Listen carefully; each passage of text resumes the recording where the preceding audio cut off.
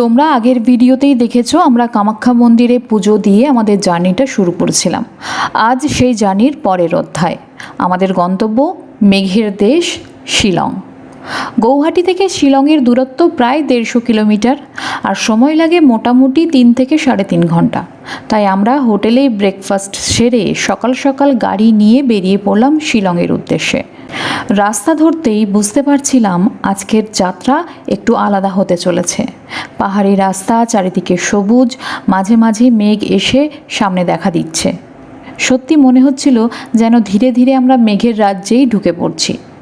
এই সুন্দর পথ চলার মাঝেই আমরা পৌঁছে গেলাম উমিয়াম লেকে। এখানে ঢুকতে টিকিট লাগে, পার্কিং চার্জ আলাদা, কিন্তু ভেতরে ঢুকতেই যেন সমস্ত ক্লান্তি উড়ে গেল। বিশাল নীল জলের লেক, চারিদিকে সবুজ পাহাড়, এমন দৃশ্য চোখে না দেখলে বিশ্বাস করা কঠিন।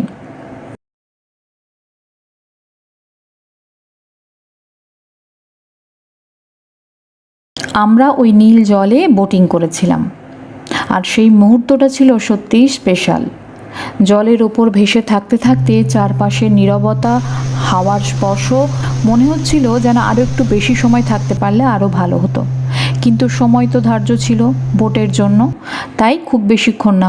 পুরো লেক জুড়ে ছোট্ট ছোট ইয়ট ভাসছে, সব মিলিয়ে জায়গাটা একেবারে বিদেশের মতো লাগছিল।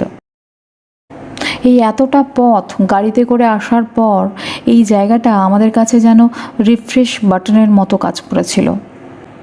এরপর এখান থেকে আমরা রওনা দিলাম ডন বস্কো মিউজিয়ামের দিকে।